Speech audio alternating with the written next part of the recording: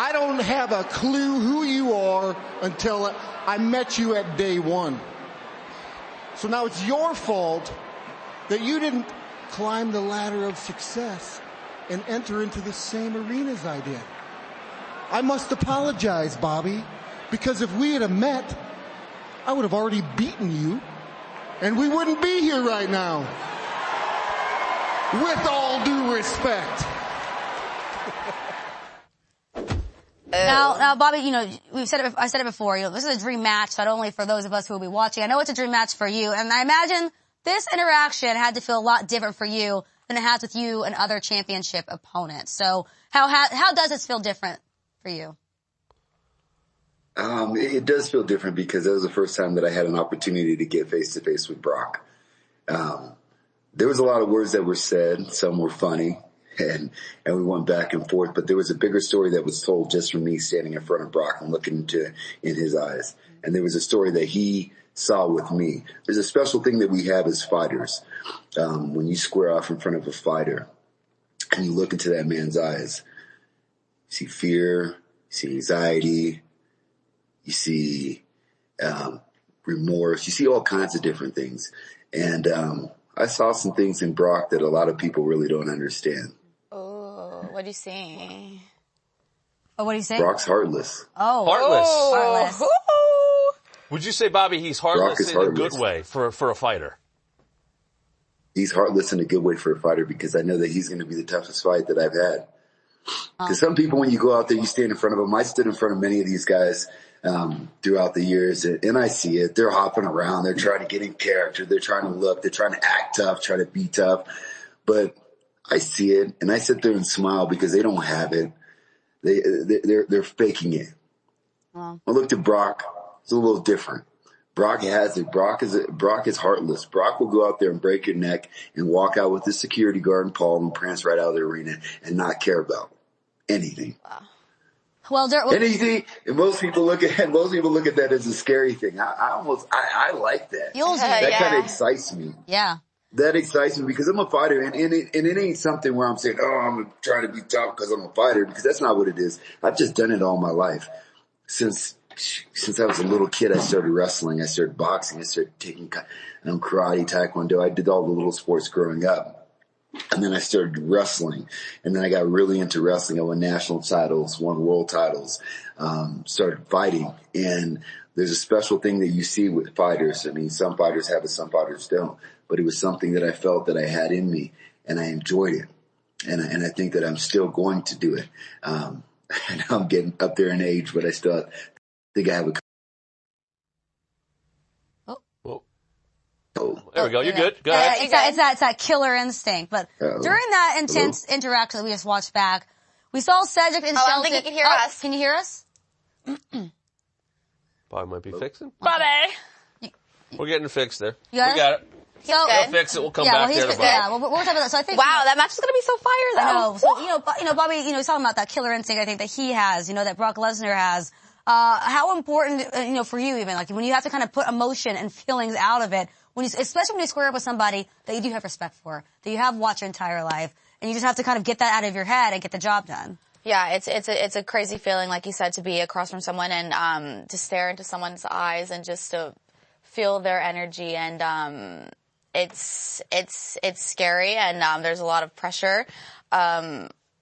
It's just, I couldn't imagine standing across from Brock Lesnar. Oh my gosh, I couldn't. I know, but just like, holy cow. I know. But it's those two guys, and Bobby saying that I thought was interesting as he looked all, and he felt something different. He said heartless. Brock was heartless. That's terrifying. If you said that about anybody else, it'd be like, oh, that's a terrible human being. And he's saying like, oh no. He knows what kind of challenge this is going to be. Yeah. That's like, but for him to take that in and be like, oh no, I have to deal with that. And I'm ready for it. I'm ready for that. I welcome it and bring it. And Liv, for you, off of that, because what I was just most fascinated by there is, like, they exchanged some personal words on Monday, and a lot of people thought that Brock was super disrespectful. But Bobby almost seemed to like it. Can you relate to that kind of sensation of, like, this person said something about me, but it fueled me even more? Yeah, because, you want to talk, it's just, if someone's in your face and they're like, talking smack about you and they're talking down to you, you're just like, okay, well bring it then. It just adds some fuel, adds fire. And so I could totally understand why he's just like, come get some, bro, because. Bobby, Brock also made his presence felt on SmackDown. He is certainly still has some focus on Roman Reigns. Do you think he's distracted at all with this continued interest in Roman Reigns? I don't think it's distracted. Brock, like I said before, Brock's heartless. He's super confident. Brock believes that he can go in here on SmackDown, beat everybody on the roster, go to Raw, beat up everybody on the roster also. So I don't think he's distracted. I believe he thinks that he can have a match with Roman and me in the same night. That's what he believes. But he's never been in the ring with me. That's the whole thing about it. And I think it's going to end up breaking into a fight with me and Brock, because right now we're at that respect phase. But we kind of towed the line a little bit Monday, and I think once we towed the line a little bit further, once we go past that level of respect and get into the disrespect, then I think a lot of things are going to start happening. He tried to say Bobby who.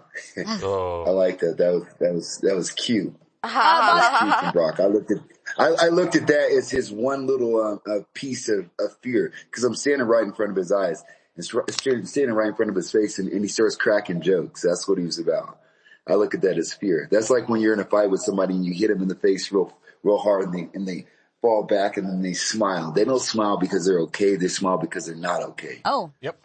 Well, Bobby, I want to kind of go back to day one. I want to kind of get into your mindset of that day. You were the late addition to that match.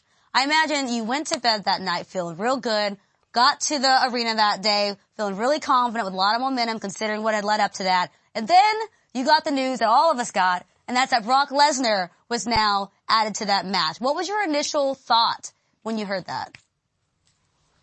Initially, I said, take me out of it. Yeah. And it wasn't because I didn't want to have that match with Brock there. It's because I wanted to have that match one-on-one with Brock. I didn't want to have a whole bunch of different, exactly how it happened. Brock won by beating someone else. Right. And that's not what I wanted to happen. I said the first time I want to be in the ring with Brock, I want to be one-on-one. So if he beats me, he beats me. If I beat him, I beat him. There's no outside interference. Yeah. Bobby, let's move a day forward after that, though, because you would have what was initially supposed to happen, the Fatal 4-Way, and it would be for that chance at Brock at the Royal Rumble. And we saw this at day one, because you did to Brock. We'll talk about it in a little bit. But this doesn't work out for you. And as a fighter here, you get piled on in the bottom of this rubble. What's going through your head at this time going, am I in trouble here? I mean, what was happening after that unfortunate move? I knew that it was going to be an opportunity that they took over. I mean, those guys in the ring, and I take my hat off to these guys because I love being in the ring with those guys. Kevin Owens, Seth Rollins, and Big E. I think those guys are probably three of the best wrestlers. They're amazing. And the strategy between Kevin and Seth have been, something that I'm looking forward to see. I want to see what they kind of do moving forward. But I knew that when I went through that barricade, I knew that they were going to take over. And I just didn't know if we were going to be able to rebound after that, because the whole thing is when you have matches like that with 4 people in the ring, there has to be some type of pairing. I didn't know whose side Big E was going to take. I knew where Kevin and Seth were going. So it's 2 against 1 and 2 against 1, or is it going to be 2 against 2? And there was a time there that Big E kind of took my side, and we were like, all right, let's get these guys. And so I like how that played out, because there was a lot of things that were going on there. You have 4 of the best wrestlers in the wrestling business across the board, and we're all chasing Brock. So it was kind of exciting to have that match. Bobby, to that point, you mentioned rebounding. You did rebound. Obviously, you won the match. I'm curious, because after you won, Bobby, last week, I mean, instantly, everyone, dream match, Brock and Bobby, everybody across the board. I'm curious from your point of view, though, was your first thought, oh, I just won, I am now, challenging for the WWE Championship, or was your very first thought, now I'm getting what I want, I'm getting Brock Lesnar? I'm going for the WWE Championship. Right on. I know it's a dream match for a lot of people, but ultimately I want that WWE Championship back. And really, when I won the match, I was like, where is he coming from? Because I thought Brock was going to come out of nowhere and grab me and hit me with the F5. So I was preparing myself for it. So I was like, where is he coming? Him and Paul, sneaky. I was like, man, they're going to jump out here somewhere, and then it's going to